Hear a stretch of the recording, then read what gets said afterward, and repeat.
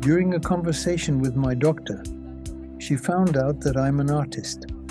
After looking at my paintings, she decided to make a gift for her daughter, to order a portrait of her granddaughter. That's how we got our model. I never paint directly on a white canvas. I always start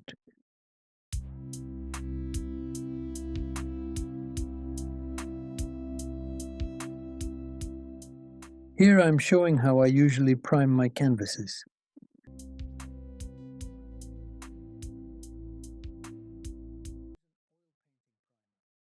For the imprimatura, I use 5 parts white spirit to 1 part dama varnish. I add a little varnish to the white spirit to make the first layer dry faster, raw umber over the entire surface. Next, I take a paper towel and wipe or spread the paint around.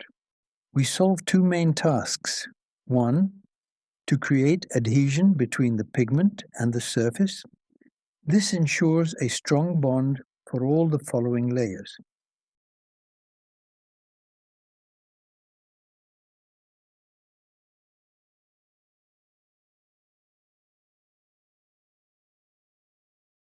Here I'm showing with an arrow which color mixture I'm preparing.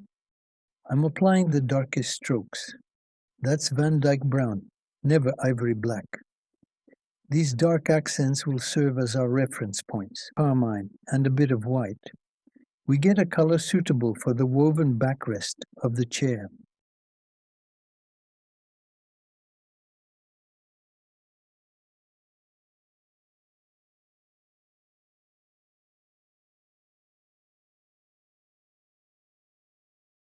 On the palette, I mix ochre and sienna and apply them where needed.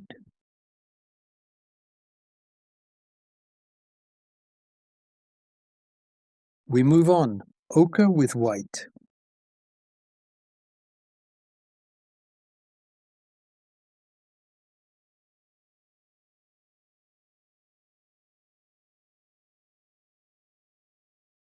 We paint mostly on the lighted parts of the face and chin, gradually darkening.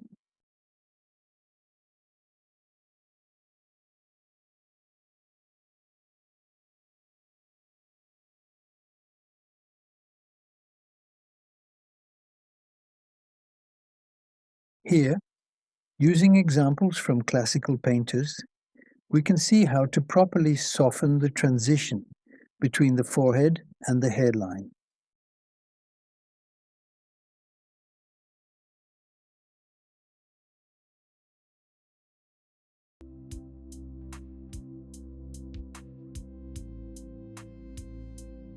Now let's apply white to the brightest areas of the painting and indicate the sunlight gradient on the wall behind the girl in the background.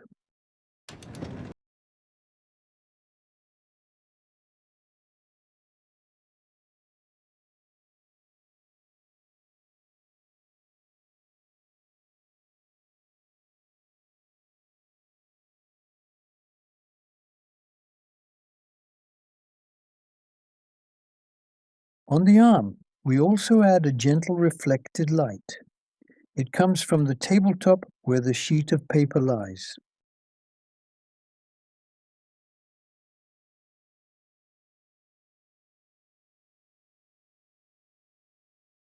Gradually, we paint the illuminated part of the arm.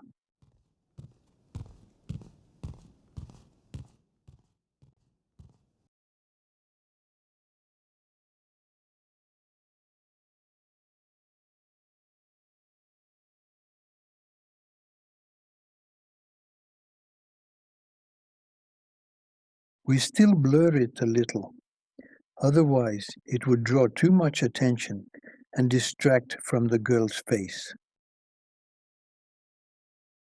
We create a soft gradient, a smooth, delicate diffusion of light.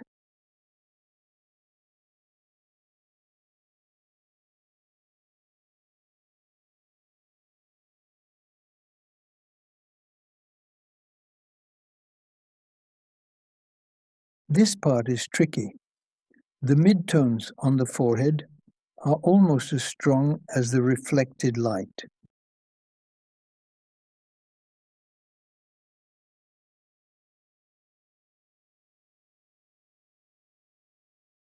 So we must be careful not to overdo it. Otherwise, the reflection on the chin might appear brighter than the illuminated forehead, and we need to avoid that. Always check and control these relationships.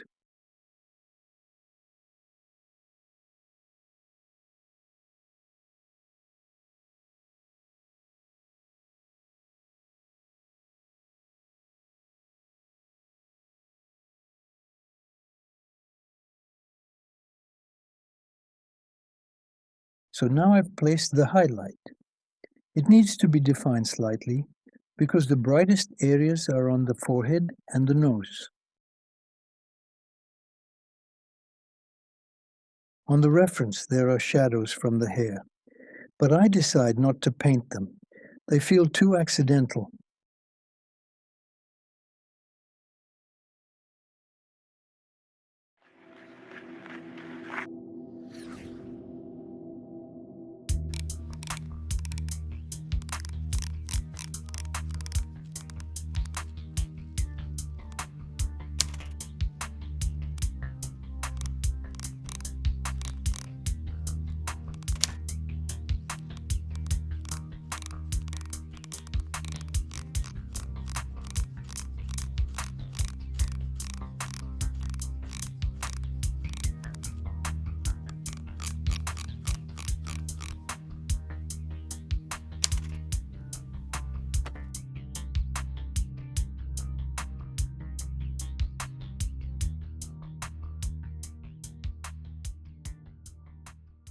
The angle of the eyebrows is very important.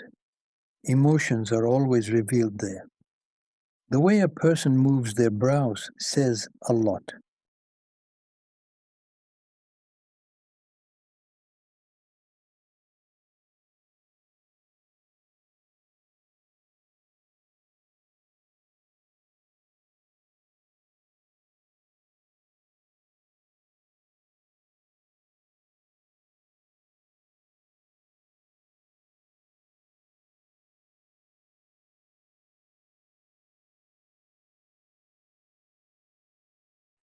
To create the illusion of a pen, you don't have to render every detail.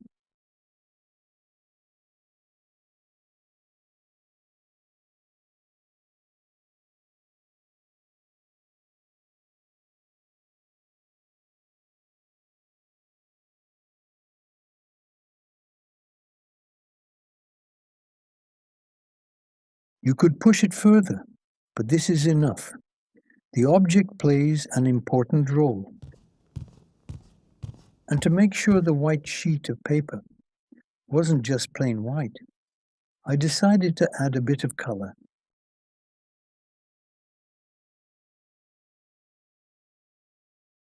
To bring some variation to that surface, so it wouldn't look too empty.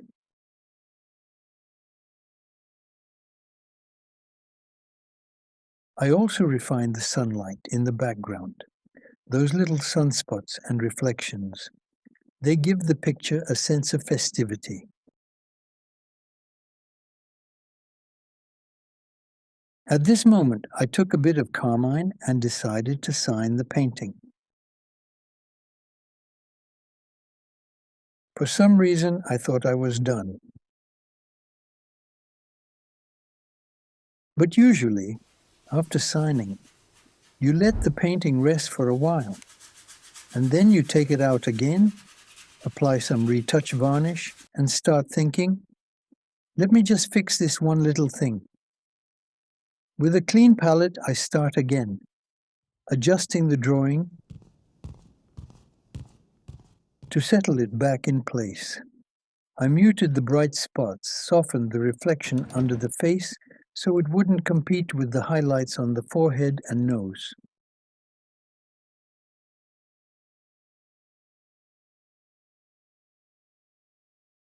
And that's where I stopped. When I felt everything finally fell into place, That's the painting as it turned out.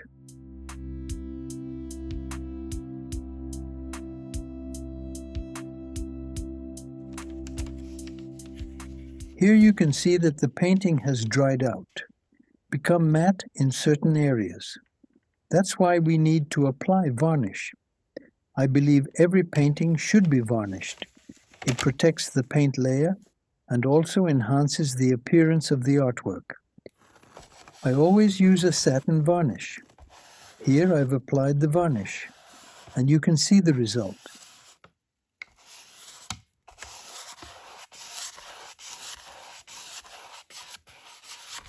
I recommend using only a bristle brush.